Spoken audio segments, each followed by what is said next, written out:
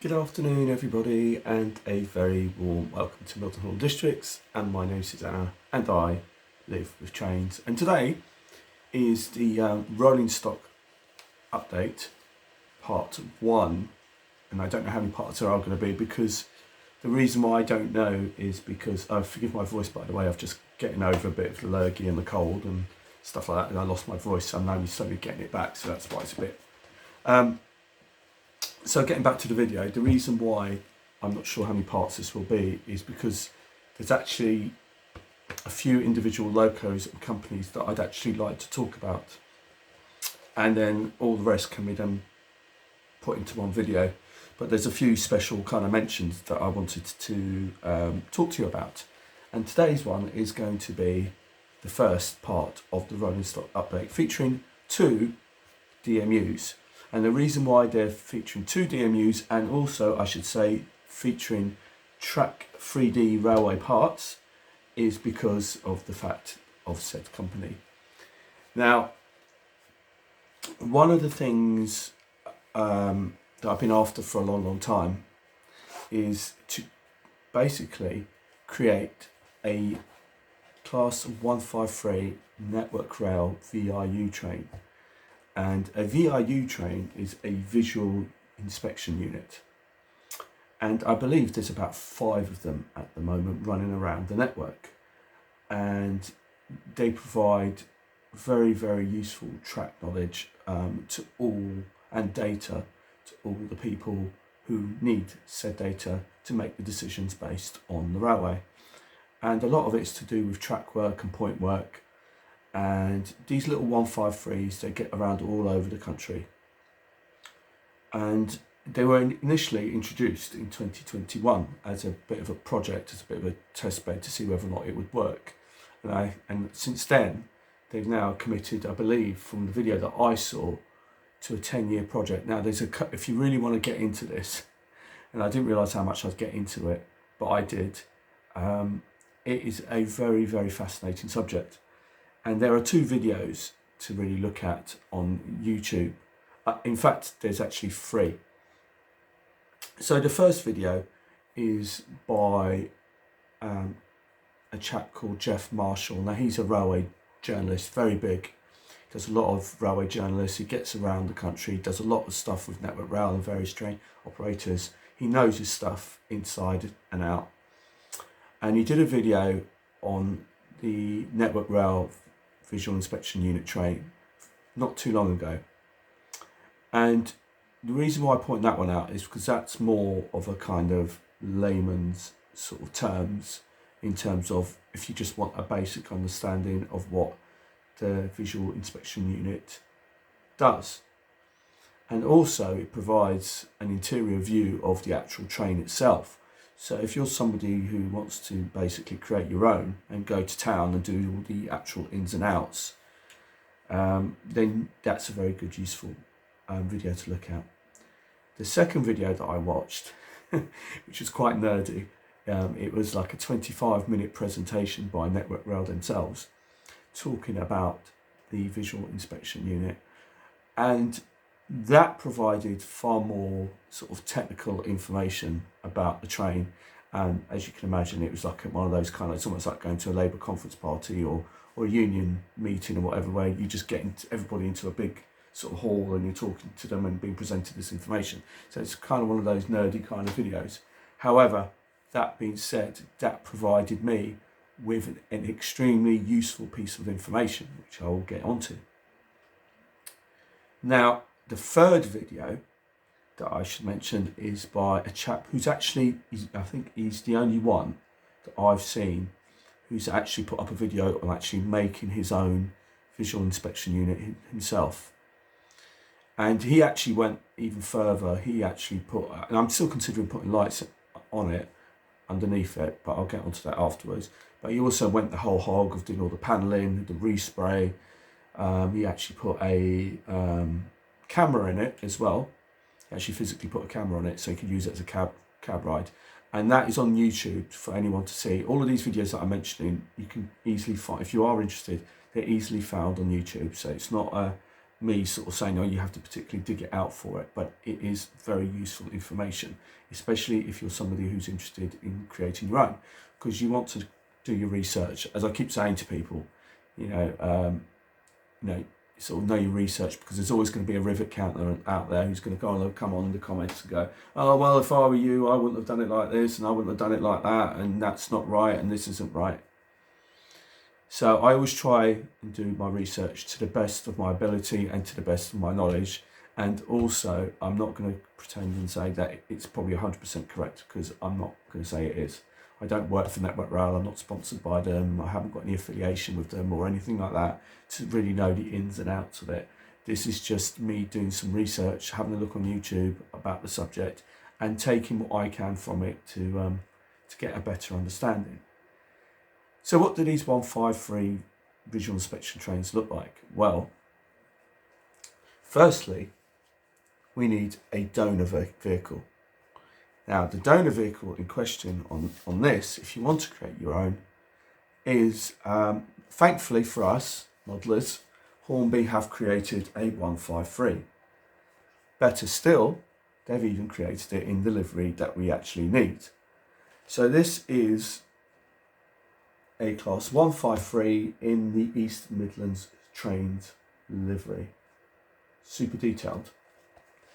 Now, I have to say, let me get the R number out because it's just easier. It is R2792, and it was numbered as 153374. So I don't actually do it like this because I actually got it from TMC and they put their own label on it. So, but here you go, for those of you who are interested. Now, the reason why it is this livery in particular and why I went for this livery is because anyone who knows anything about these visual inspection unit trains, 153s, will know that they come in either one of two colours. This colour, which is the former East Midlands trains liveried, or they've now all been repainted. So depending on what era you're modelling will depend on what you want to go for. So my era tends to be like 2000 to about 2000, probably 18, 19, 20, 21, around there. Not much past that. In fact, actually, the last date of it, I would say, is probably for this 153. Now, thankfully, for me, the early 153s were basically by Network Rail, were from East Midlands trains. And in the beginning, it was more a case of a bit of an experiment. And like I said, as time has evolved, because they were introduced in 2021, and as time has evolved, so has the DMU. And they're very happy with the DMU itself, but they have altered it. And it's quite important because to know that if you are going to model one of these things, which one you're going to model. So they're called VIUs, and then there's 1 to 5, I believe it is. Now, Rail Tech transfers, which is where I got my transfers from,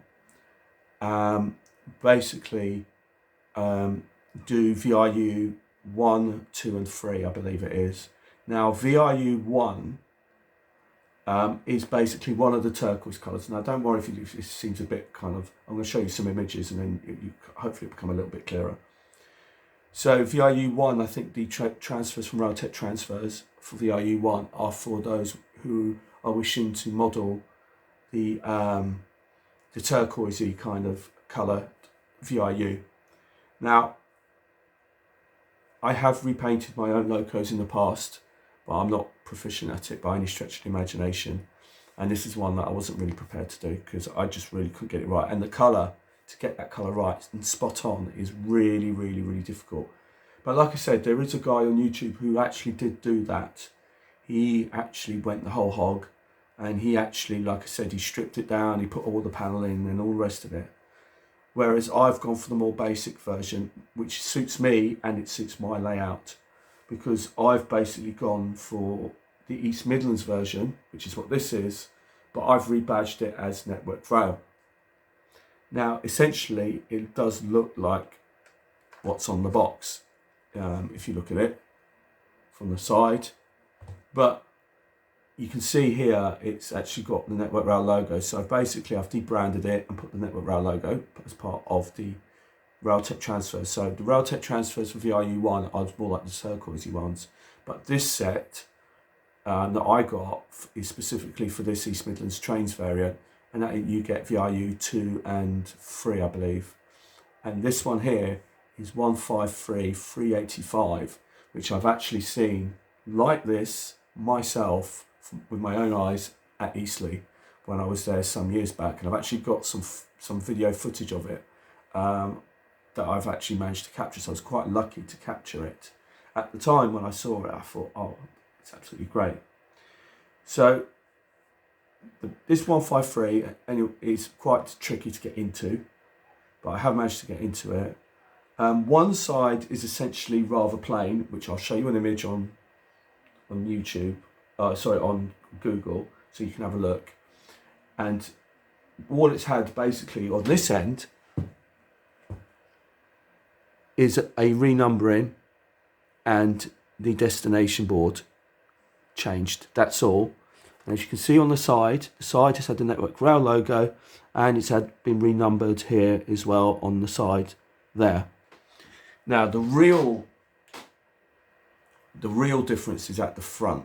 The front is where the money shot is, and this is where track 3D parts, 3D railway parts I should say, excuse me, where track 3D railway parts come into their own. Now I think I did a Google search on it and it come up. Now I should say that the guy on YouTube who did the turquoise one, he's got a 3D printer and he printed his own sort of bits and pieces to create the VIU himself. Whereas I don't have that luxury. I don't know how to use a 3D printer. I don't have one, so I had to buy one. And thankfully, Track 3D railway parts do supply you with the parts that you need. But that is for this early variant, which is very important to note, because as time went on, and as I found out through the Network Rail video, presentation that I watched, that actually it developed over time as feedback came through from the various engineers and various departments that used the data that the train collected to improve it. So basically this variant here that I'm modelling is basically the very, very earliest variants that they had in their fleet when they first got these. And as you can see, it's still got pretty much all the windows. Now the early ones did, and then had the gubbins and everything mounted inside, and then basically as time went on, they then went on to develop extra panelling on the sides, extra venting on the sides, and depending on which particular unit you went for, they were all slightly different. So from what I could gather from this particular unit, what 385, and I've got the video footage to show it, that none of the windows were covered in the early days. Now, I don't know if it was on both sides. Now, the thing being is I can't actually get the panelling for the sides, even if I want to at the moment. So, but that suits me because it saves me messing around with that anyway. And the fact is I was going for the early unit anyway, so it suits that anyway. So let me show you pretty much the money shot, which is the front. Because, like I said, from the side and the back, you're thinking to yourself, oh, essentially that's not much. It looks exactly the same. As you can see, all you've had is just put the Network Rail logo, slapped the new railway number, and essentially it's the same. The back, all you've done is renumbered it, but this is the front. Now the front looks absolutely ace. Now Track 3D railway parts provide you with the air dam at the front, but it's also got cameras. There's cameras on the front door, so he provides you with the front door as well. So it's not just sticking these cameras on the door, it actually comes as one complete unit. and you also get this tiny little bits here, which is additional lighting on the sides, that also come in the pack. Now, and not to mention the fact that I've actually renumbered it as well, and I've also repainted the door at the top, because this top part was actually yellow, but I've actually painted it black to match what I see. And I haven't actually quite done, there's another little bit of extra work that needs doing, which I've just remembered. But essentially, this is great for my purposes, which is there, as you can see. So essentially, from Track 3D, for those of you who are interested, you'd be getting the air dam with the cameras, you'd be getting the door with the cameras and that light, and these two separate corner lights here. Now, I have to say, I also ordered some Class 150 parts, which you'll see, because I actually got a 1550 to show you. Now, what I will say to you is there was a problem with my order through Track 3D Railway Parts. I'll be honest. However, it was dealt with very, very swiftly. So I'd ordered the parts, and what had happened is that eventually the parts arrived here a few days later.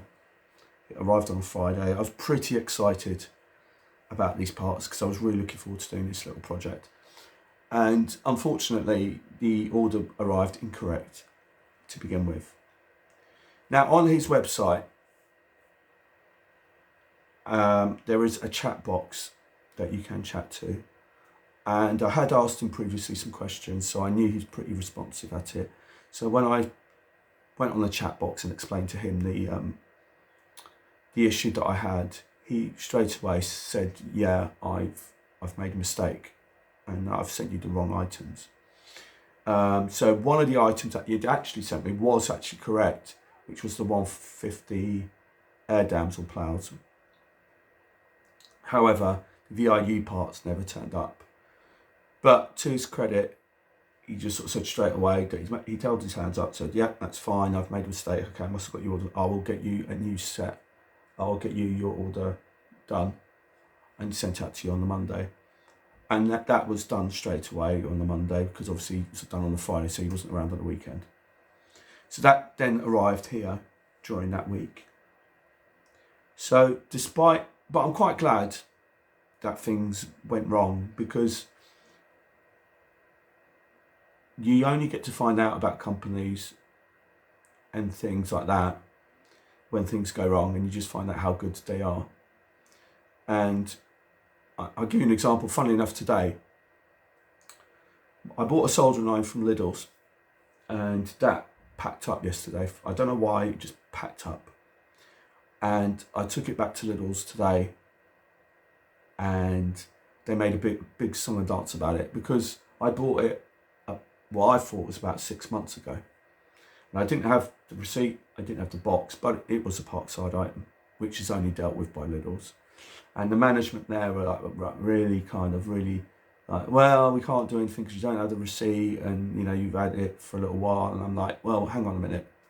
They said, it's a parkside item, it's only dealt with by Lidl's. Lidl's only deal with parkside. So it's not like I bought it from B&Q and now I'm trying to bring it here, or Wickes or whatever. Do you know what I mean? And they made such a big deal about it. So I went home and I managed to find actually the receipt. It was actually on my phone, on my digital app, which I didn't realise. And I managed to find it. And I took it back, and it turns out that the actual soldering iron was less than 4 months old, and it packed up. And all I said to her at the time, before I even went the second time, was that I just wanted a straight replacement. I wasn't after a refund, I just wanted a straight swap. So anyway, eventually, they didn't have it in stock, and they refunded me back the money that I paid for this item. But it was a lot of faff, and a lot of hassle, and a lot of kind of, whereas here, I explained to him that I've received your items, but I think there's something wrong with the order. And when I showed him, as soon as I showed him the parcel that he'd sent out and showed him the address and I showed him what he'd sent me, he just owned up straight away. He said, look, okay, I'm really sorry, but I think I've sent you the wrong order. And promptly the rest was sorted out and sent out. So thumbs up to him. So I'm glad that, so because then it gives me faith that I can trust him in terms of buying some more. So if anything else goes wrong, then you know you can go back and get it sorted out. I have to say, the parts themselves, they come in this bag. Now this is actually a spare. This is actually a spare bag, but they come in these little bags, which I'll show you on his website shortly. But what I will say is this: they don't come with fitting instructions at all. There's no fitting instructions for any of this, so you have to kind of. Some of it is self-explanatory, but some of it you have to take a moment to kind of work out exactly where things are going to go. And that was kind of the same. That was the same for the plows, because if you look underneath, it's kind of like got a bar. Whereas the plough on the other end is connected to the bogie. And that's what it did before. But it's not, as you can see, it's not connected to the bogie. And you had to glue it to the underneath. So, but that being said, all the parts fit extremely well. I didn't have to do anything to them at all, and apart from paint them. So they come unpainted. They come in this kind of black. I think this came in black as well. It might be black or grey, but either way, you have to paint it, prime it and paint it. But that really wasn't a big job. I mean, as you can see, it kind of looks really, really cool. So I'm going for the early VIU units. So I have to say that the parts fit really, really well. So I'm now going to show you his website and talk to you a bit more about it. And you can also find him on Facebook. So if you've got Facebook, you can find him Track 3D on Facebook. And so you can have a look there and see what he has to offer. But I'm going to turn you around now and show you the computer and show you some images of what we're going for. So stand by. So as you can see, here's his website, and he does all sorts of stuff. He even does fitting service as well if you want him to do that. So he does as you can see, he does 00, he does N, he does O, and all sorts of stuff. He also does signalling. So as you can see, these are various parts that you can get on here, and obviously there's all the prices and everything like that you can get. So there's loads of stuff that you can get and improvements that you can get. Now I was looking at getting this actually because I've got an old 159 and I'm thinking of upgrading it, but I'm not sure how easy it is to do. And because, like I mentioned before, there was a lack of instructions. I'm not sure how easy it is to fit without instructions, or whether there is actually going to be some instructions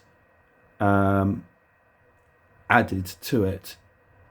Now, forgive my computer, it's like the slowest thing on earth. Now, as you can see here on this page, this is what else I bought, which is the Class 150 ploughs and BSI couplings. And they come in this little bag. And again, I've put it on my 150. I'll show it to you on my 150. And it looks absolutely amazing. And it, like I said, it fitted really, really well. It was absolutely perfect. So there was lots and lots of stuff that you can get. So you've got Class 57 ploughs. You've got battery boxes for the Class 50, which easily get broken on those. I know for a fact, because I've owned enough 50s. And you get all kinds of stuff. Now, let me see if I can show you the 153. As you can see on this page, you've got the 153 here. And that is actually just for the ploughs themselves. And that's what I've got in the spares bag. It's just the ploughs. And they look really, really good actually. But that's just for the ploughs and on its own. It's not for the VIU train. And obviously you can see that there's other things that you can get as well. So I'm just going to show you the last bit I'll show you from his website will be his will be the VIU unit, so bear with me a minute. So here you can see here is the conversion kit, which has now sold out, and that's basically that's what that is. That's what I was going for, as you can see. And I think it's pretty much identical, but over there on the image here, oh, there you go. It's a much better image as to what you get. So on the image, you essentially, I don't know if it's down a bit. That's it. I don't know if you, right, okay. Oh, okay, let's do it like the other way. Zoom out a bit really would be quite good. But anyway, so as you can see, so this door here comes as one piece, and you get the camera there and the camera there and the light. It's all part of the door. So all you have to do is basically stick the door on top of the other door. So that was kind of what that I was a bit bothered about when I first took the body off. I wasn't sure if I had to take the actual original door off to fit this one on, but no, this one just sits directly on top of it, and I PVA'd it onto there. And then you've got these two bits here, this bit here and this bit here are two separate bits, and as you can probably tell, it sits just on here. There's a little ledge there and it just sits on that ledge. So there you go. So you can see those two there. And then what I haven't done is painted in the cables actually, so I will do.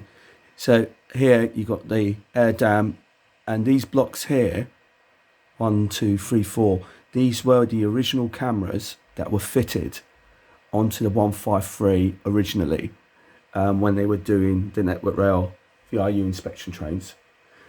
If you notice now, they don't really have this air dam anymore. They don't use this air dam anymore. And you also get this, actually, I think that's part of it, actually. No, I think that comes with the 153 as it is, from what I remember. Yeah, so you get the door, these two little bits here, 1, 2, the two little lights, and the air dam with the cameras. And by looks of things, it's sold out.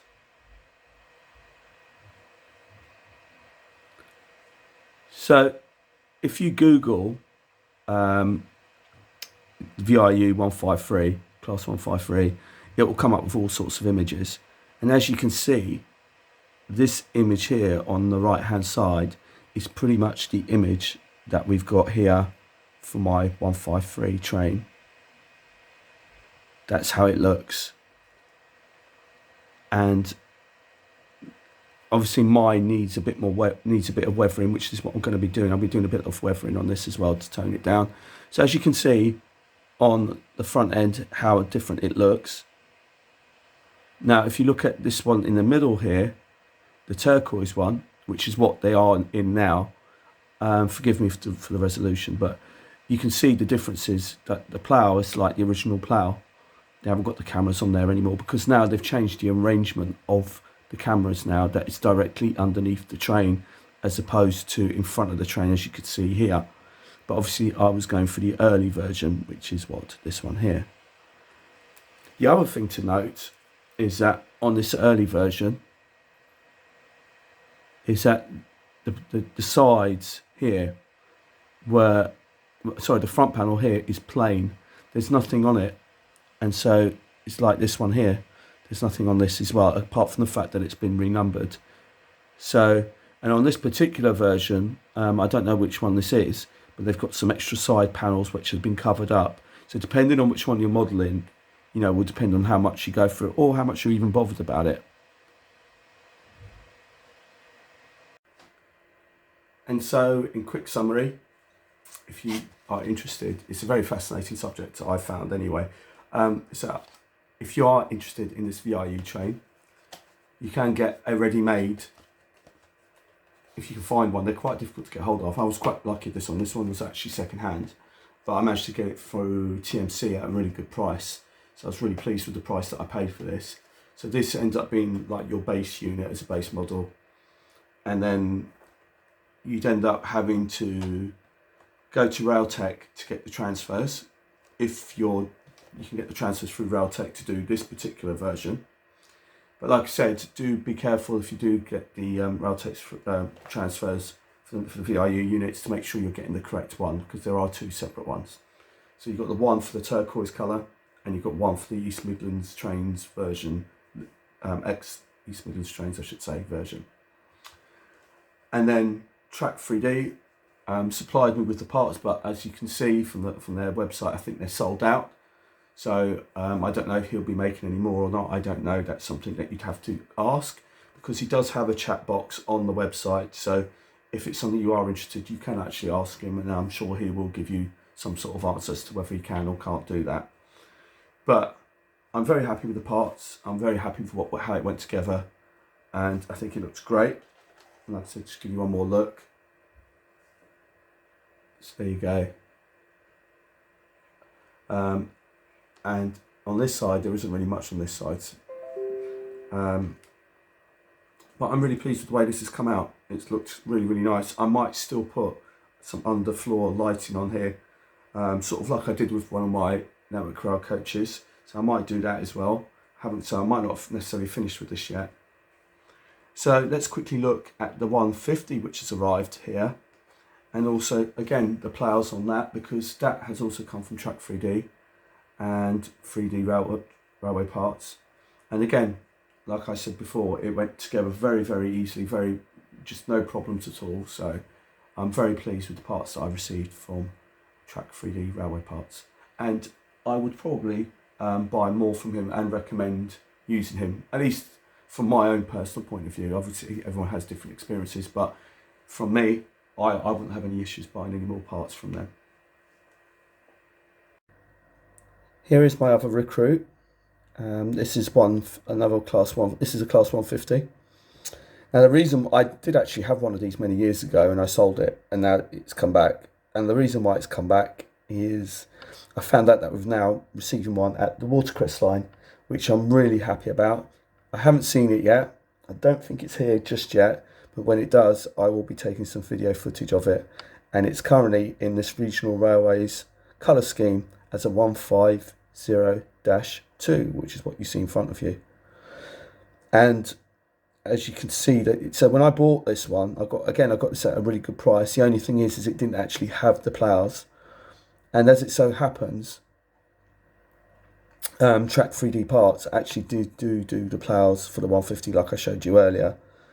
And I've now fitted them on both ends. They look really great. I think they look really good. The strange thing is that I actually went onto Bachmann Spares' website, and they don't actually do the ploughs for the 150, believe it or not. They do a lot of parts for the 150, but the ploughs they don't, which seems quite strange to me, because I would have thought that would have been one of the parts that either gets damaged quite easily or pings off the layout somewhere if it catches on a point or something. So that is my 150, and that also runs lovely. So I'm really, really pleased with this as well. So this wraps up the end of today's video.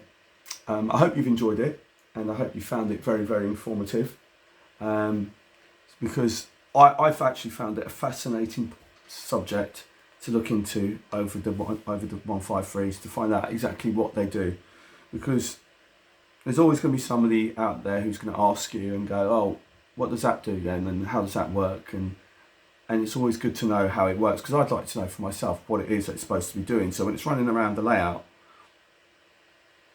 you can just try and model it as best you can, really. So that's the 153.